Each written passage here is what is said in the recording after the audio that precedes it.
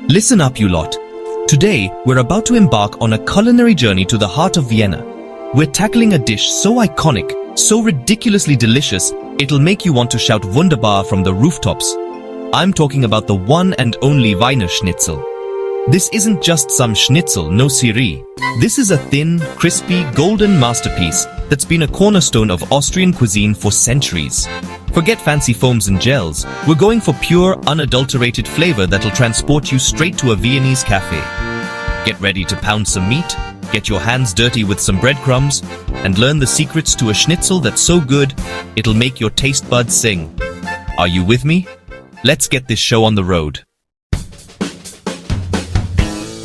Alright, you want to make a proper Wiener Schnitzel? Let's get started by gathering everything we need. First things first, we need the right kit. A good set of kitchen tools is essential for any recipe, but especially for schnitzel. Don't even think about using that rusty old pan in the back of your cupboard. It's time to upgrade to something that will do justice to our schnitzel. We're going for gold here, people. A shiny new pan and some determination are key. For the schnitzel itself, you'll need some veal cutlets. Veal is traditional and gives that authentic taste. Can't find veal? Pork loin works a treat too. It's a great alternative and just as delicious. And remember, the thinner the better. So get ready to bash the living daylights out of it. A meat mallet is your best friend here. Next up, we need our breading station. This is where the magic happens. Flour, eggs, and breadcrumbs, the holy trinity of crispy goodness. Each ingredient plays a crucial role in achieving that perfect crust. And don't even think about using that store-bought pre-seasoned rubbish. They just won't cut it. We're making our own, packed with flavor. Fresh breadcrumbs mixed with a blend of spices will elevate your schnitzel to the next level. Finally, you'll need some oil for frying. This is crucial for getting that golden, crispy exterior. And not that wimpy olive oil either. Olive oil has a low smoke point and won't give you the best results. We're talking about something with a high smoke point, like vegetable or canola oil. These oils can handle the heat and give you that perfect fry. Got all that? Good. Now let's get down to business and make the best schnitzel you've ever tasted. Now, the key to a perfect Wiener Schnitzel is all in the pounding. That's right, we're going to give these cutlets a proper workout. But before you go all Hulk smash on them, there are a few things you need to do. First, make sure your cutlets are nice and dry. Pat them down with some paper towels to remove any excess moisture. Then place them between two sheets of cling film and get ready to unleash your inner beast. Using a meat mallet or a rolling pin, pound those cutlets until they're wafer thin. We're talking almost translucent here, folks. Don't be shy, give it some welly. This is crucial, as it not only tenderizes the meat, but also ensures that it cooks quickly and evenly. Trust me, nobody likes a chewy schnitzel. Now that our cutlets are looking more like giant potato chips, it's time to give them some love in the breading department. This is where we layer on the flavor and create that signature crispy crust that everyone loves. The key to a perfect breaded cutlet lies in the preparation and the quality of the ingredients we use. First, set up your breading station. This is crucial for an efficient workflow and ensures that each cutlet gets the same treatment. 3 shallow dishes are all you need. In the first, add some plain flour. This will help the egg wash stick to the cutlet. In the second dish, whisk together a couple of eggs with a splash of milk. The egg wash acts as the glue that holds the breadcrumbs onto the cutlet. And in the third dish, we're going to create our breadcrumb masterpiece. This is where the magic happens. Now I'm talking about breadcrumbs on steroids here. We're going to add some grated Parmesan cheese, a pinch of paprika, a good grind of black pepper, and a sprinkle of dried herbs. Mix it all up, and you've got yourself a breadcrumb party in a bowl. The Parmesan adds a nutty, salty flavor, while the paprika gives a subtle smokiness. The black pepper adds a bit of heat, and the dried herbs bring a touch of earthiness. Now take your flattened cutlet and dredge it in the flour, making sure it's fully coated. This step is important because it creates a dry surface for the egg wash to adhere to. Then, give it a dip in the egg wash, letting any excess drip off. The egg wash will help the breadcrumbs stick to the cutlet, creating a thick, even coating. Finally, coat it generously in our flavorful breadcrumb mixture, pressing down firmly to help it adhere. This ensures that the breadcrumbs stick well and form a crispy crust when fried. Repeat with the remaining cutlets and get ready for the next stage frying time. Frying will bring out the flavors and give the cutlets that golden brown, crispy exterior that is simply irresistible. Remember, the key to a perfect breaded cutlet is in the layering of flavors and the quality of the ingredients. Take your time with each step and enjoy the process. With these tips, you're well on your way to making the best breaded cutlets you've ever tasted. So, let's get cooking and bring those flavors to life. Now, take your flattened cutlet and dredge it in the flour, making sure it's fully coated. Then, give it a dip in the egg wash, letting any excess drip off. Finally, coat it generously in our flavorful breadcrumb mixture, pressing down firmly to help it adhere. Repeat with the remaining cutlets and get ready for the next stage frying time.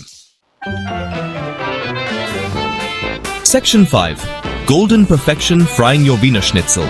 Right, it's showtime. Get yourself a large heavy-bottomed pan and fill it with about an inch of oil. We're looking for a nice, steady heat here, not a raging inferno. You should see the oil shimmering, but it shouldn't be smoking. Carefully lower your breaded cutlets into the hot oil, one at a time.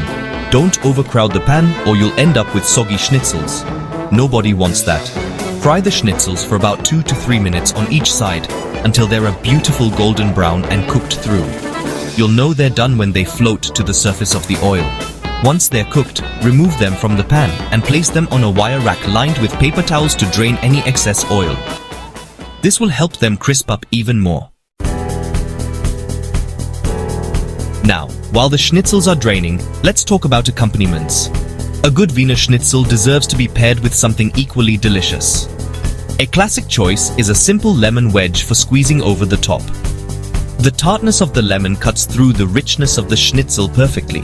You could also serve it with a dollop of lingonberry jam for a touch of sweetness. Or if you're feeling really fancy, why not try some homemade potato salad or German potato dumplings, also known as Kartoffelknödel. Whatever you choose, make sure it complements the schnitzel without overpowering it. Remember, the star of the show is that crispy golden goodness. Now, what's a proper Viennese feast without a refreshing German-style beer to wash it all down? A German-style beer can elevate your meal, adding a touch of authenticity and a burst of flavor that complements the rich, hearty dishes of Viennese cuisine. Imagine the crisp, effervescent bubbles dancing on your tongue, cutting through the savory flavors and refreshing your palate with every sip. Don't worry, you don't need to be a master brewer to whip up a batch at home. Home brewing has become increasingly accessible, with kits and ingredients readily available for beginners. It's a fun and rewarding hobby that allows you to experiment and create your own unique brews. We're going to keep it simple with a classic Hefeweizen, a traditional German wheat beer that's light, refreshing, and bursting with flavor. Hefeweizen is known for its cloudy appearance and distinctive banana and clove aromas, which come from the special yeast used in fermentation. You'll need a few special ingredients for this one, like wheat malt extract, hops, and yeast, which you can find at your local homebrew shop. These ingredients are essential for achieving the authentic taste and aroma of a true German Hefeweizen. The brewing process itself is all about precision and patience. You'll need to measure your ingredients carefully and monitor the temperature closely to ensure everything goes smoothly. It's a bit like baking, a science and an art combined. You'll be steeping grains, boiling wort, adding hops, and fermenting the beer over several weeks. Each step is crucial in developing the complex flavors and aromas that make Hefeweizen so special. The fermentation process, in particular, is where the magic happens, as the yeast transforms the sugars into alcohol and carbon dioxide. But trust me, the end result is well worth the effort. There's nothing quite like the satisfaction of pouring your own homemade beer and savoring the fruits of your labor. Each sip is a testament to your hard work and dedication. There are plenty of great resources online that can guide you through the entire process, step by step. From instructional videos to detailed articles, you'll find a wealth of information to help you along the way. Many homebrewing communities are also eager to share tips and advice. Just make sure you follow the instructions carefully and sanitize your equipment thoroughly to avoid any unwanted bacteria spoiling your brew. Cleanliness is key in brewing, as even a small contamination can ruin an entire batch. So take your time, enjoy the process, and soon you'll be enjoying your very own German-style beer. After a few weeks of fermentation, your beer will be ready for bottling. This is where you get to play bartender and bottle your very own homemade brew. You'll need some clean, sterilized bottles, caps, and a bottling bucket.